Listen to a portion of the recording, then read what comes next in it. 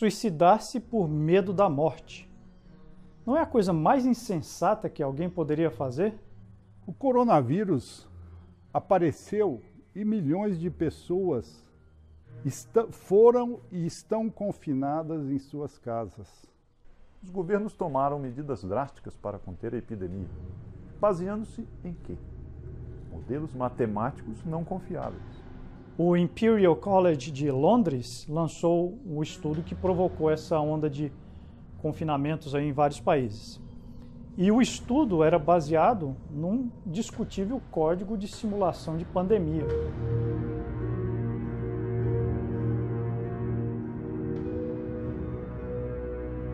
Depois, a Universidade de Bonn, na Alemanha, divulgou um estudo contestando as projeções iniciais da letalidade da pandemia.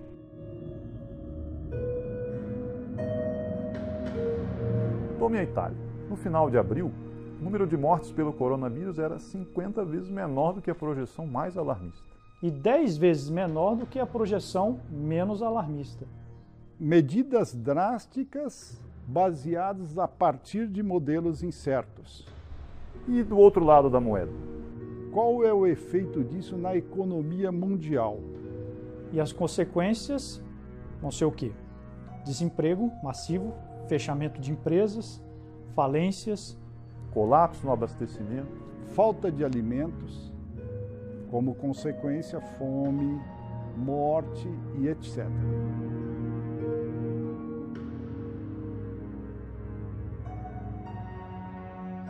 Vai ter mais mortos pela fome do que pelo Covid-19.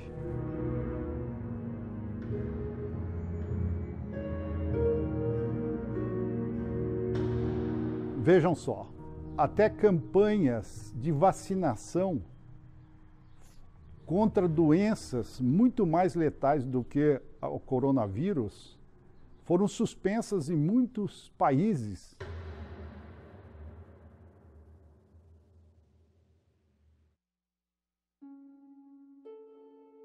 Estamos nos matando por medo dessa pandemia, por medo desse vírus. Isso não é lógico, não tem bom senso. E quem se beneficia desse suicídio coletivo? Basta ver aí o que está nos jornais. Tem várias correntes fazendo suas declarações e não é difícil ver quais são as intenções delas. Os ecologistas radicais, os promotores de uma governança mundial e a esquerda radical. Quem lucrou com muito isso e foi muito beneficiada foi a China, que é tomada por certos órgãos mundiais como modelo a ser seguido.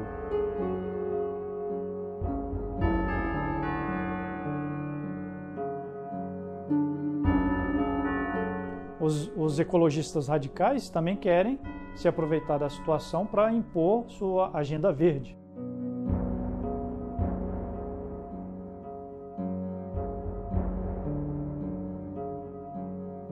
Os globalistas também querem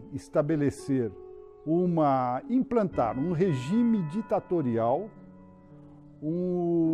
aproveitando a crise para colocar um controle estatal em todos os países.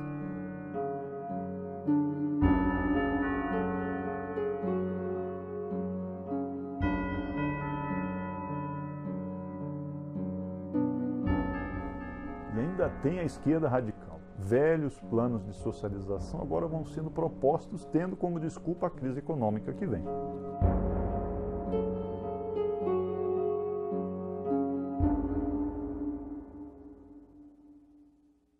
Tem gente até aí lançando teses como a do salário universal.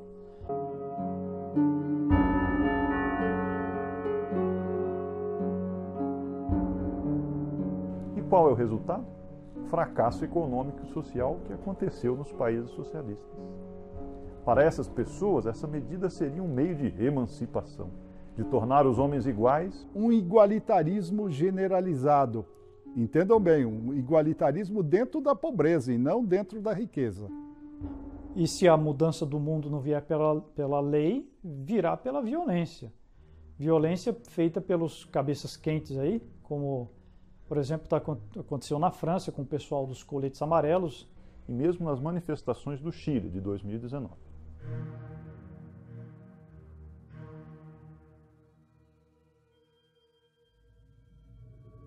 Em muitas cidades da França, esses distúrbios já estão acontecendo.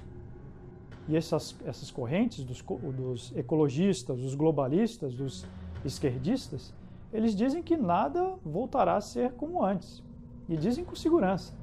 A mídia vem desempenhando um papel fundamental para que todos aceitem esse mundo novo que vem, inevitavelmente. E o pânico da epidemia faz com que as pessoas aceitem a mudança.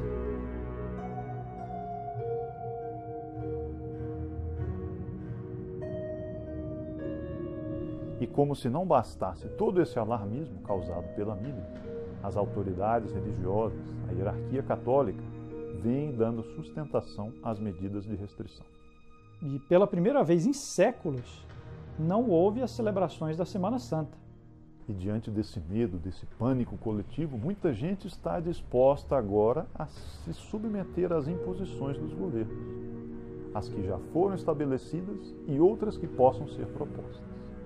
Tem gente disposta a se submeter ao controle estatal através até de aplicativos nos celulares.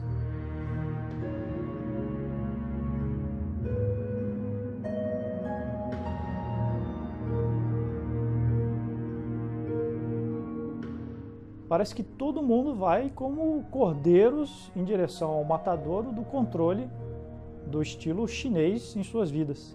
São vítimas de uma baldeação ideológica sem precedentes na história. E como nós devemos ver esse fenômeno de manipulação psicológica das massas? Plínio Corrêa de Oliveira fez uma previsão impressionante disso na década de 60. Quer dizer, como manipular e predispor pessoas em direção a uma determinada posição ideológica sem que elas percebam. Esse processo foi descrito por ele no livro Baldeação Ideológica Inadvertida e Diálogo. Foi o que aconteceu com a mudança, por exemplo, com a mudança dos movimentos da ação católica dos anos 30 e 40 do século XX, em direção à teologia da libertação. Algumas palavras talismã com uma carga emocional muito grande são lançadas para favorecer a mudança psicológica. No caso de agora, temos expressões como solidariedade global, proteção inclusiva, salário universal, conversão ecológica. Diante do medo, as pessoas vão aos poucos aceitando as novas ideias. E tudo isso não teria o efeito desejado se, infelizmente, para nossa perplexidade enquanto católicos, nós vemos a complacência do Vaticano com relação a isso, que vai se alinhando cada vez mais com o ecologismo radical, com a esquerda e com os globalistas. Muitas declarações do Papa Francisco vão nessa direção.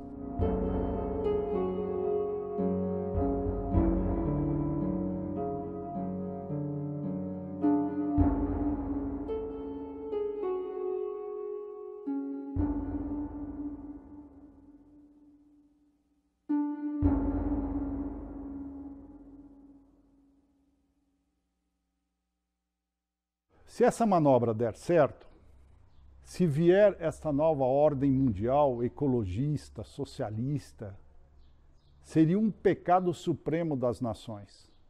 E isso sim atrairia para nós os castigos divinos. Então é justamente aqui que devemos recusar esse mundo novo. Não devemos nos deixar dominar pelo pânico, nem por essa operação de mudança ideológica. É assim que superaremos essa crise.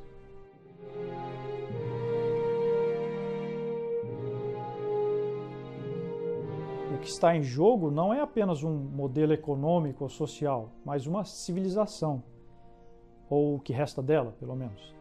Uma civilização que é nascida do sangue precioso de nosso Senhor Jesus Cristo, é a civilização cristã.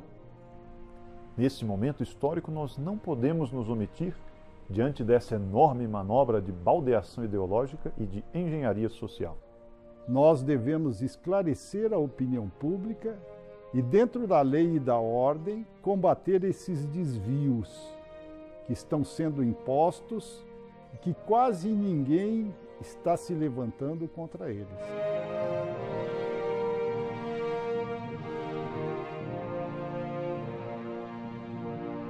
Se nós agirmos assim, podemos confiar na graça de Deus, que nunca falta para aqueles que lutam por Ele. E Nossa Senhora em Fátima disse que viria uma época de castigos, quando nações inteiras desapareceriam. Mas no fim, ela prometeu que ela triunfaria. E é com essa certeza, ao mesmo tempo combatendo esses erros, que podemos superar essa crise. É nossa obrigação na defesa da civilização cristã nascida do sangue precioso de nosso Senhor Jesus Cristo.